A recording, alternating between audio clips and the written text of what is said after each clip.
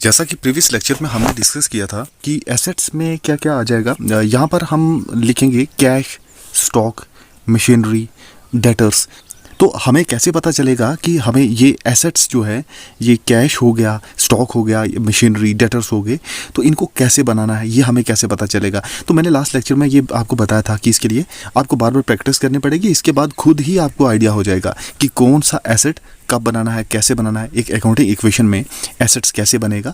तो ये सब आपको प्रैक्टिस से खुद ही एक आइडिया हो जाएगा। ओके, तो अब यहाँ पर लिखा है जो फर्स्ट आप देख रहे हैं ट्रांजैक्शन में, जैसे मैंने बिल्कुल वैसे ही बना दिया अकाउंटिंग इक्वेशन में, जैसे एक टेबल मैंने पीछे आपको बना के दिखाया था पिछले लेक्चर में। तो वैसे ही मैंने यहाँ पर ट्रांजैक्शन लिख दिया। यहाँ पे मैंने लिखा ट्रांजैक्शंस, एसेट्स, उसके बाद is equal to capital plus liability. यही होती है accounting equation, assets is equal to capital plus liability. तो एसेट्स में मैंने लिखा कैश, स्टॉक, मशीनरी, डेटर्स। उसके बाद यहाँ पे कैपिटल प्लस लाइबिलिटी, कैपिटल की जगह कैपिटल लिख दिया और लाइबिलिटी की जगह क्रेडिटर्स लिख दिए। ये मैंने बताया था आपको पिछले लेक्चर में, वैसा ही मैंने लिखा। ओके, तो फर्स्ट ट्रांजेक्शन जो हुई है, सबसे पहले उसकी बात करते हैं कि फर्स्ट हमने ट्रांजेक्शन में क्या किया। तो फर्स्ट ट्रांजेक्शन है started business with cash ₹40,000। Okay, cash with 40,000, stock ₹30,000।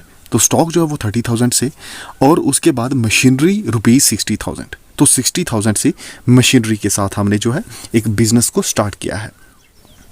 तो ये 3 टाइम्स जो ओनर है, 3 टाइम्स वो कंट्रीब्यूट कर रहा है बिजनेस स्टार्ट करने के लिए। तो कलेक्टिवली इन तीनों का टोटल कैपिटल में आ जाएगा। तो सेपरेटली इस चीज़ को हम कैपिटल में लिखेंगे। अब ये सब आइटम्स जो है वो कैश का कैश में, स्टॉक का स्टॉक में आ जाएगा, यहाँ पे स्टॉक का स्टॉक में, मशीनरी का मशीनरी में, और डेटर्स की जगह डेटर्स है ही नहीं हमारे, तो इसलिए यहाँ पे हम 0 लिख देंगे। ओके, यहाँ पे आ जाएगा। अब ये ज़रूरी नहीं है कि बिज़नेस स्टार्ट करने के लिए एक कैश ही लाया जाए, ये ज़रूरी नहीं है। तो बिज़नेस स्टार्ट करने के लिए ऑनर के द्वारा जो कैश है ना, कैश के अलावा स्टॉक, बैंक बैलेंस, मशीनरी और कोई और भी जो है चीज़ लाई जा सकती है जिससे बिजनेस स्टार्ट किया जा सकता है। तो इसमें क्या क्या आ गया हमारे पास, यहाँ पर कितना कैश लगाया उन्होंने 40,000। तो 40,000 हमने यहाँ पे कैश की जगह लिख दिया। ओके, उसके बाद स्टॉक 30,000 का, मशीनरी 60,000 की, और डेटर्स हमारे नहीं है इसलिए 0। इन सबको ऐड किया, 1,30,000 ये कैपिटल आ गया हमारा। सबको ऐड करने पर कैश, स्टॉक, मशीनरी, डेटर्स, तो ये हमारे पास 1,30,000 आ गया। लेकिन क्रेडिटर अभी हमारे 0 हैं। तो यहाँ पर इस तरीके से हमने टोटल कैपिटल में लिख दिया। अब फर्स्ट इक्वेशन क्या बनेगी इसकी, यहाँ पे आप देखेंगे फर्स्ट इक्वेशन, इसकी फर्स्ट इक्वेशन क्या बनेगी। फर्स्ट इक्वेशन आपको पता सेम ही रहेगी। तो ये फर्स्ट इक्वेशन जो होती है वो सेम रहती है। 40,000 का 40,000 लिख दिया हमने, यहाँ पे 40,000 लिख दिया। उसके बाद 30,000, 60,000 0, और 1,30,000 कैपिटल की जगह और लायबिलिटी 0। अब क्या किया यहाँ पे कि सेकंड जो ट्रांजैक्शन हुई वो क्या हुई, goods costing ₹25,000 sold on credit ₹28,000। इसका मतलब समझाता हूँ मैं। अब देखो यहाँ पर जो कॉस्ट आइटम्स की कितनी है, गुड्स की कॉस्ट कितनी है, गुड्स की कॉस्ट है 25,000, और वो भी उधार पर दी गई गुड्स। उधार पर बेचने का मतलब कि जिसको उधार पर बेचा वो हमारे लिए डेटर्स में आएगा। अब यहाँ पर कॉस्ट जो है 25,000, हम जो चीज़ बेचते हैं तो वो स्टॉक में से कॉस्ट जो है वो माइनस करेंगे। वो स्टॉक है वो माइनस हो जाएगा क्योंकि हमने गुड्स को बेचा ना, हमने गुड्स को बेचा तो गुड्स जो है वो स्टॉक, गुड्स मतलब स्टॉक, तो वो जो स्टॉक है वो हमारा कम हो जाएगा, उसी में से माइनस हो जाएगा क्योंकि स्टॉक ही कम हुआ। क्योंकि वो गुड्स जो हैं जिनकी कॉस्टिंग 25,000 थी वो हमने बेच दी हैं, तो हमारा स्टॉक जो है वो कम हो गया। अच्छा, वहाँ पर स्टॉक तो कम हुआ लेकिन हमने क्रेडिट पर बेची, आपको पता है उधार पर बेची, कितने की गुड्स बेची, वो हमने 28,000 की। तो बाकी कैपिटल में, अच्छा कैपिटल में देखो, कैपिटल में हमारे 3,000 जुड़ जाएगा। कैसे 3,000 हमारा जुड़ेगा, क्योंकि 25,000 कॉस्ट जिस चीज़ की थी वो हमने 28,000 की अगर बेच दी तो हमारे पास कुछ प्रॉफिट मिलेगा हमें। तो जो प्रॉफिट होगा वो हमें पता है कि कैपिटल में ऐड हो जाता है। अब देखो ना, सोल्ड ऑन क्रेडिट ₹28,000 हमने लिखा हुआ है, goods costing 25,000, sold on credit ₹28,000। देखिए यहाँ पे हुआ क्या है कि जो गुड्स हैं वो हमने बेची हैं 25,000 की, जो गुड्स थी जिनकी कॉस्ट 25,000 थी, लेकिन हमने बेची है, हमने उधार पर बेची है, लेकिन कितने की, 28,000 की थी, कितने की 25,000 की, ठीक है 3,000, ये समझ आ रही है ना आपको कि 25,000 की चीज़ जो उसकी कॉस्ट थी वो हमने बेच दी क्रेडिट पर, लेकिन उधार पर दी, हमने पैसा नहीं लिया, कैश नहीं लिया, तो उधार पर दी 28,000 की दे दी। ओके, तो यहाँ पे हम इसको 28,000 क्योंकि हमारे डेटर्स में आ जाएगा ना, हमने पैसा तो लिया नहीं कि कैश की जगह आए, तो यहाँ पे आ जाएगा।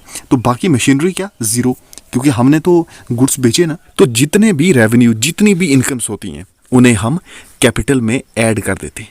तो मतलब ₹3,000 हमने कैपिटल में ऐड कर लिए।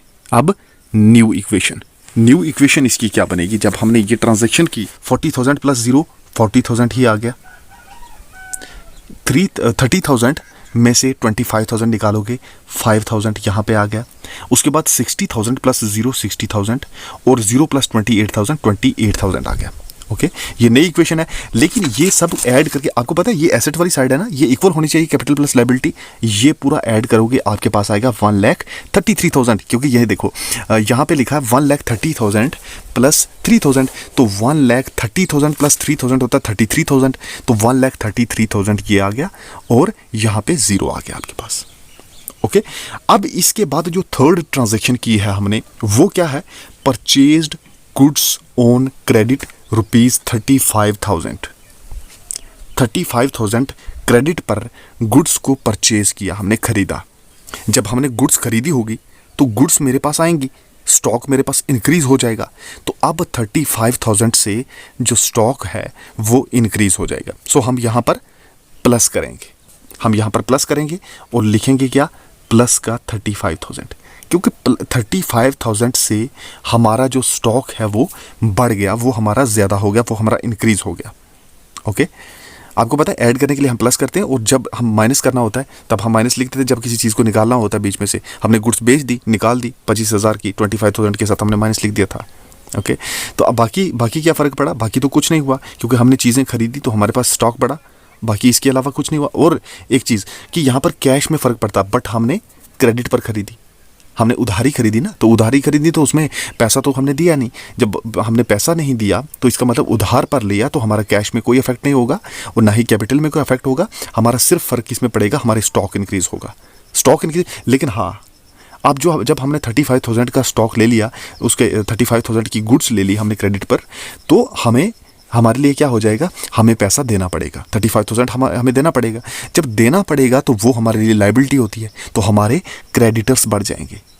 आपको पता है जब हमें चीज़ देनी होती है, जब हमने उधार लिया होता है तो चीज़ देनी पड़ती है, उसके लिए पैसा देना पड़ता है।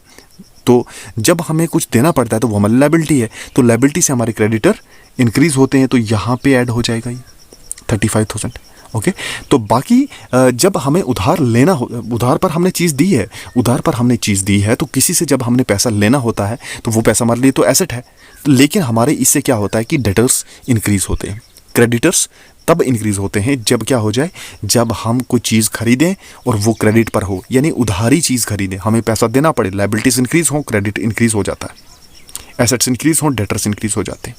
ओके, तो अब नई इक्वेशन इसकी क्या बनेगी, आइए उसको देखते हैं।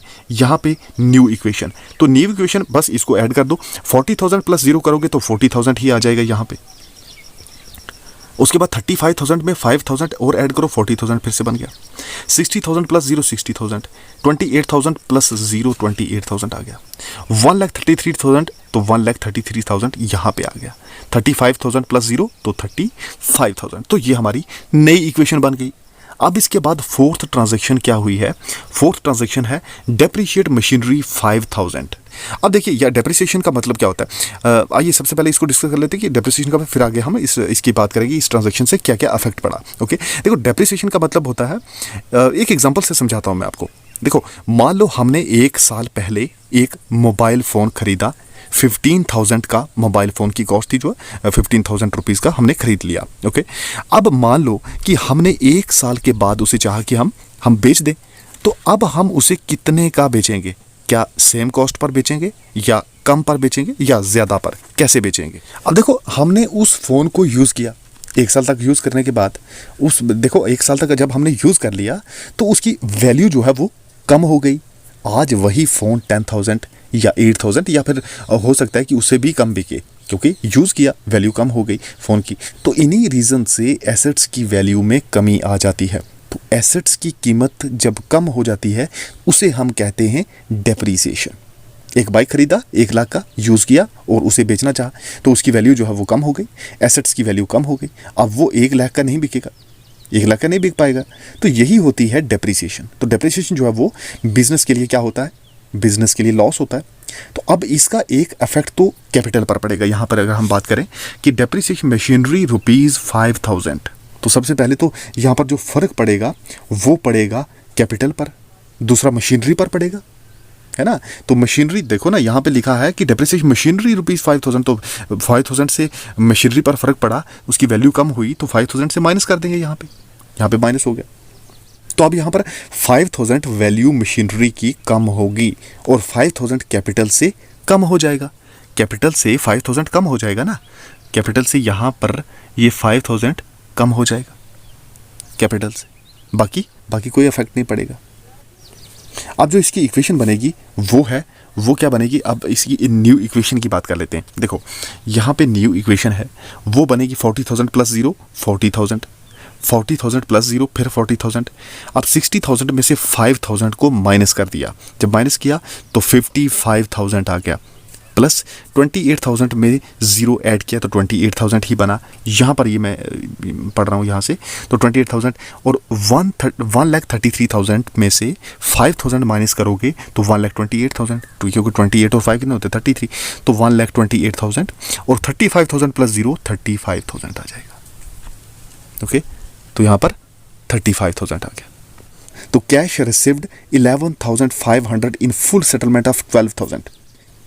अब यहाँ पर फुल सेटलमेंट मतलब कि मुझे लेना था 12,000, बट मैंने कहा कि आप 5,000 कम ही दे दीजिए चलेगा, तो मैंने 11,500 ही लिए। अब जो 500 मैंने नहीं लिया, जो कम लिया मैंने 500, तो वो 500 मेरे लिए लॉस होगा, क्योंकि 12,000 लेना था, 11,500 लिया, वो डिस्काउंट है। और अगर वो लॉस डिस्काउंट अलाउड है, अगर एक्सपेंस है तो 500 से कैपिटल कम हो गई, कैश मिला 11,500, सो 11,500 कैश इंक्रीज हो जाएगा। अब नेक्स्ट अफेक्ट क्या होगा, अब ये 12,000 जो रुपए हैं वो मैंने किस से लेने थे, मेरे जो डेटर्स थे। अब यहाँ क्या हुआ कि 11,000 से कैश इंक्रीज हुआ, 11,500 से, सॉरी 11,500 से कैश इंक्रीज हो गया हमारा, हमने यहाँ पे लिख दिया 11,500। उसके बाद स्टॉक, मशीनरी, डेटर्स, स्टॉक और मशीनरी पर क्या फ़र्क पड़ा, कुछ नहीं, लेकिन डेटर्स पर हमारा फ़र्क पड़ा ना, डेटर्स पर फ़र्क पड़ा। Cash received 11,500, full settlement of 12,000, यहाँ पे 11,500 तो ठीक है, 500 से कैपिटल कम हो गई, 500 से कैपिटल कम हो गई। कैपिटल कम क्यों लिखा, क्योंकि हमने जो डिस्काउंट दिया उसके लिए डिस्काउंट से लॉस ही हो गया ना, 500 हमने नहीं लिया, तो वो 500 कम हो जाएगा हमारे कैपिटल में से। तो बाकी 12,000 हमने लेना था, तो वो डेटर्स की जगह हम उसको लिख देंगे यहाँ पर 12,000, माइनस करके 12,000 लिख देंगे। तो यानी कि कैपिटल में कम हो जाएगी और 12,000 डेटर्स से जो मैंने पैसा लेना था वो डिक्रीज हो जाएंगे, अब मेरे लिए वो डिक्रीज हो जाएंगे। अब नेक्स्ट, अब लास्ट है हमारे पास cash paid to creditors ₹9,700 and discount received ₹300। अब यहाँ पर मैंने 10,000 लेने थे, सॉरी, अब यहाँ पर मैंने 10,000 देने थे क्रेडिटर्स को। ओके, तो कैश पेड है ना, तो कैश रिसीव्ड तो नहीं है, तो कैश पेड है, इसका मतलब कि यहाँ पर मैंने 10,000 देने थे क्रेडिटर्स को, तो मैंने 9,700 दिए, 300 मैंने कम दिया। ओके, 9,700 दिए, इसका मतलब 300 रुपये मैंने कम दिए 10,000 से। तो जो 300 कम दिए वो मेरे लिए फ़ायदा होगा, डिस्काउंट रिसीव्ड।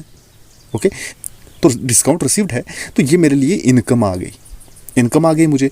तो हमें पता है कि ये जो इनकम कहाँ पर लिखते हैं, हम कैपिटल में लिखते हैं। सो ये इनकम हो, रेवेन्यू हो, वो कैपिटल में ऐड, और अगर खर्चा हो तो वो माइनस किया जाता है। तो यहाँ पर हम इसको ऐड कर देंगे, तो यहाँ पर मैंने 300 ऐड कर दिया।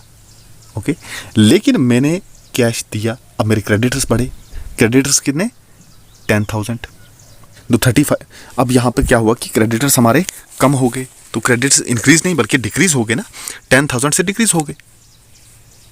अब हमने और नहीं देने किसी को, 10,000 से डिक्रीज हुए, हमारे 10,000 से हुए, देखो कैपिटल में हमारे 300 ऐड हो गए क्योंकि हमने कम दिए और हमारा कम चल गया, हमने 10,000 की जगह उसको 9700 दे दिया, तो 9700 दिया, 9700 से हमारा कैश तो कम हुआ, हमारा कैश जो है 9700 कम हुआ, लेकिन उधर से हमारे जो क्रेडिटर्स है ना वो 10,000 कम हो गए, जिनको हमने उधार देना था वो हमने चुका दिया सारा। ओके, तो इस तरह से हम अकाउंटिंग इक्वेशन में जो ट्रांजैक्शंस हैं उनका इफेक्ट्स देखते हैं अलग अलग तरीके से, कि क्या इस ट्रांजैक्शन का एसेट पर क्या इफेक्ट पड़ा, कैपिटल पर क्या पड़ा और लायबिलिटी पर क्या इफेक्ट पड़ा। ओके, आई होप कि इस टॉपिक की आपको समझ आई होगी। अब नेक्स्ट एक लास्ट टॉपिक इसी पे अकाउंटिंग इक्वेशन पे एक और क्वेश्चन में लेके आऊँगा, अच्छे से समझ आ जाएगी और फिर देखेंगे कि ट्रांजेक्शन्स के क्या क्या इफेक्ट्स होते हैं। तो आज की वीडियो में बस इतना ही। Okay, bye.